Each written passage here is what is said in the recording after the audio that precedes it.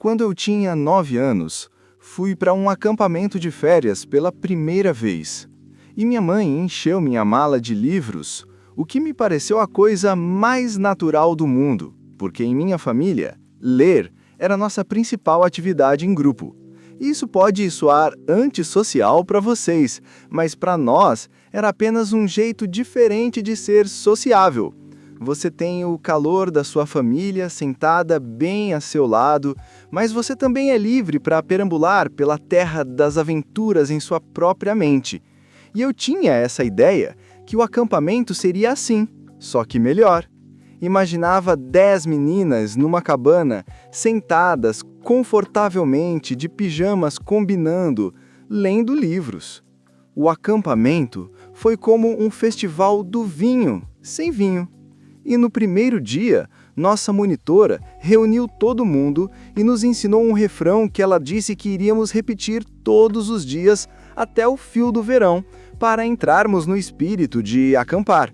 E era assim: R-O-W-D-I-E. É assim que se soletra Rowdy. Agitadas, agitadas, vamos ficar agitadas? Eu não conseguia entender por nada neste mundo por que deveríamos ficar tão agitadas, ou por que tínhamos de soletrar essa palavra incorretamente. Mas eu recitei o refrão junto com todo mundo, fiz o meu melhor, e só esperava o momento em que poderia me isolar e ler meus livros. Mas na primeira vez que tirei meu livro da mala, a menina mais legal do alojamento se aproximou e perguntou: "Por que você está assim tão quieta?" Quieta, claro, sendo exatamente o oposto de R-O-W-D-I-E. Na minha segunda tentativa, a monitora se aproximou com a expressão preocupada e repetiu o objetivo do espírito de acampar, e disse que deveríamos fazer um esforço para sermos extrovertidos. Então, guardei meus livros novamente na mala, coloquei-os embaixo da cama e lá ficaram por todo o verão. Eu me sentia meio culpada por isso. Sentia que os livros precisavam de mim, estavam me chamando, e eu os havia abandonado. Mas eu os abandonei, mesmo. E não abri a mala até voltar para casa com minha família no fim do verão. Conto a vocês essa história sobre o acampamento, poderia ter lhes contado outras 50 parecidas. Todas as vezes que captei a mensagem de que, de alguma forma, meu jeito quieto e introvertido de ser não era bem o jeito certo de ser, que eu deveria tentar parecer mais extrovertido. Em meu íntimo, sempre senti que isso estava errado, e que introvertidos eram excelentes exatamente como eram. Mas durante anos neguei essa intuição, e por isso tornei-me advogada em Wall Street, em vez de uma escritora que sempre desejei ser, em parte por necessitar provar a mim mesmo que poderia ser audaciosa e assertiva também. Eu sempre ia a bares lotados, quando o que eu queria mesmo era um jantar agradável com amigos. E em autonegação, fiz essas escolhas tão automaticamente que nem tinha consciência de que as fazia. Isso é o que muitos introvertidos fazem, e a perda certamente é nossa, mas também é dos nossos colegas e da nossa comunidade. E correndo o risco de soar pretensiosa, é do mundo, pois quando se trata de criatividade e liderança, precisamos dos introvertidos fazendo o que sabem melhor. De 1/3, a metade da população é introvertida. De 1/3, a metade. Isso é 1 em cada 2 ou 3 pessoas que conhecemos. Então, mesmo que vocês sejam extrovertidos, estou falando de seus colegas de trabalho, seus esposos e filhos e da pessoa sentada a seu lado agora. Todas sujeitas a esse prejuízo que é bem enraizado e real em nossa sociedade. Todos nós interiorizamos isso desde pequenos, sem ao menos termos uma linguagem para o que fazemos. Para enxergar claramente o prejuízo, você precisa entender o que é introversão. é diferente de ser tímido. Timidez tem a ver com o medo do julgamento social.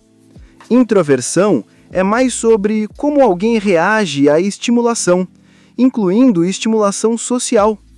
Portanto, extrovertidos precisam de muita estimulação, enquanto os introvertidos se sentem mais vivos, mais ativos e mais capazes quando estão em ambientes mais quietos e calmos.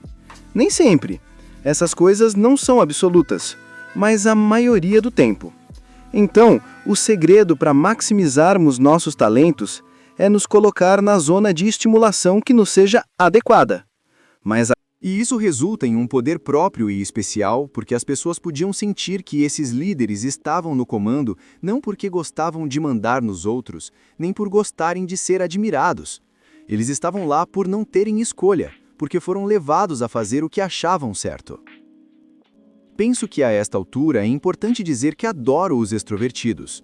Gosto de dizer que alguns de meus melhores amigos são extrovertidos, incluindo meu querido marido. E claro, nos situamos todos em pontos diferentes no espectro introvertido e extrovertido. Até Carl Jung, o psicólogo que popularizou esses termos, disse que não há um introvertido puro, nem um extrovertido puro.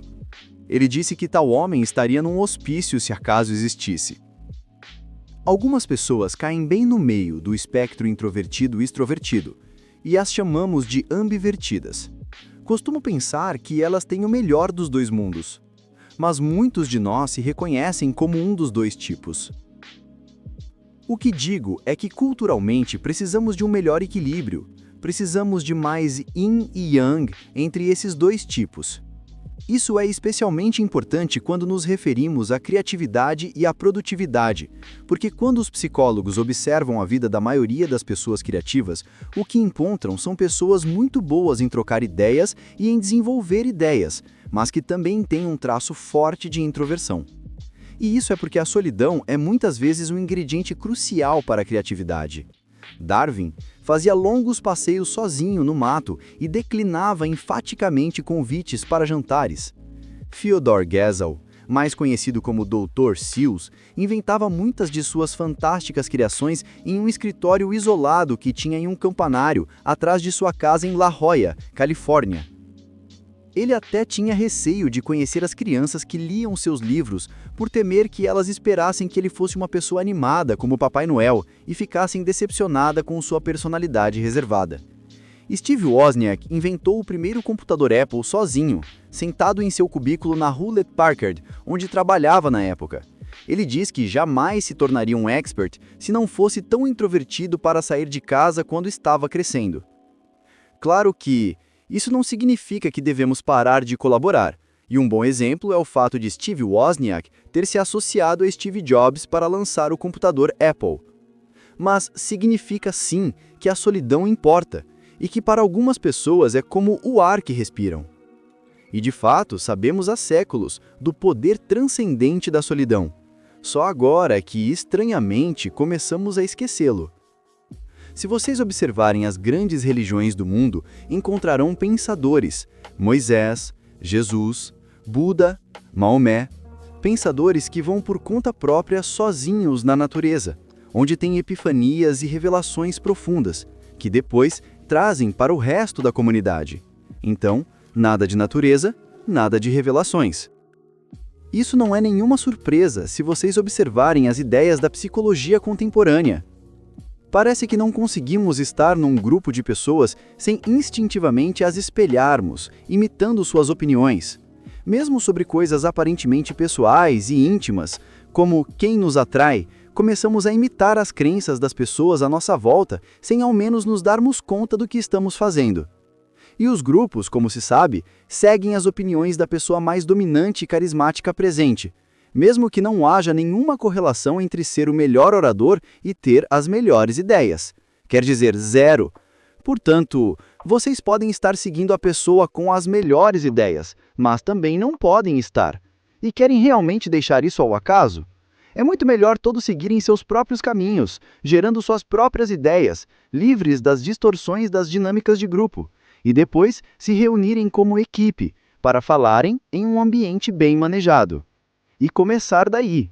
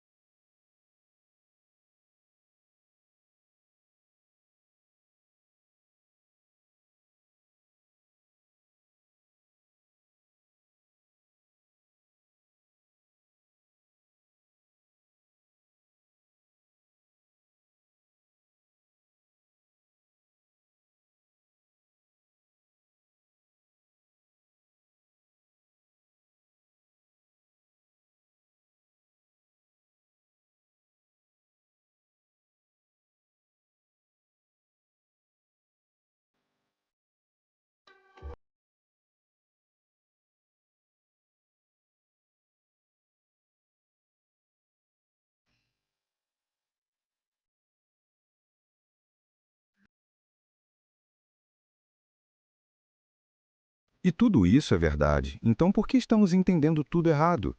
Por que organizamos nossos títulos como caráter, a coisa mais importante do mundo? E eles tiveram exemplos como Abraham Lincoln, que era elogiado por ser modesto e despretensioso. Ralph Waldo Emerson apelidou de um homem que não ofende pela superioridade. Mas depois chegamos ao século XX e entramos em uma nova cultura que os historiadores chamam de cultura da personalidade. Aconteceu que evoluímos de uma economia agrícola a um mundo de grandes negócios. De repente, as pessoas mudaram de vilas pequenas para cidades. Em vez de trabalharem com pessoas que conheceram a vida toda, agora têm que provar seu valor numa multidão de estranhos. Então, compreensivelmente, qualidades como magnetismo e carisma parecem de repente muito importantes, e assim, livros de autoajuda mudam para satisfazer essas novas necessidades. E eles começam a ter nomes como Como Ganhar Amigos e Influenciar Pessoas, e eles têm como modelos grandes vendedores. Este é o mundo em que vivemos. É a nossa herança cultural.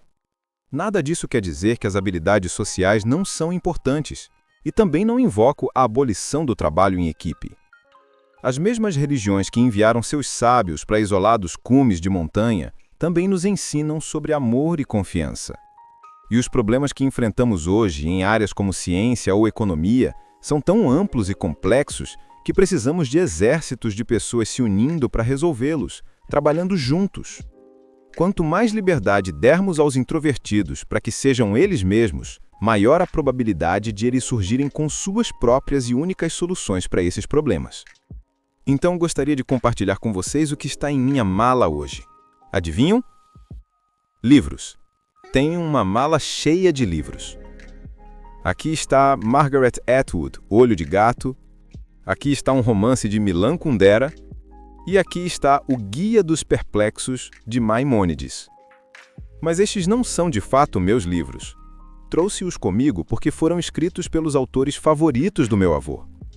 Meu avô era rabino e era um viúvo, que vivia sozinho em um pequeno apartamento em Brooklyn, que era o meu lugar favorito quando criança, em parte porque estava envolto por sua presença amável e cortês, e em parte porque estava cheio de livros. Literalmente, todas as mesas, todas as cadeiras desse apartamento tinham cedido sua função original, para agora servirem de base para equilibrar pilhas de livros. Tal como o restante da família, a atividade favorita do meu avô era ler.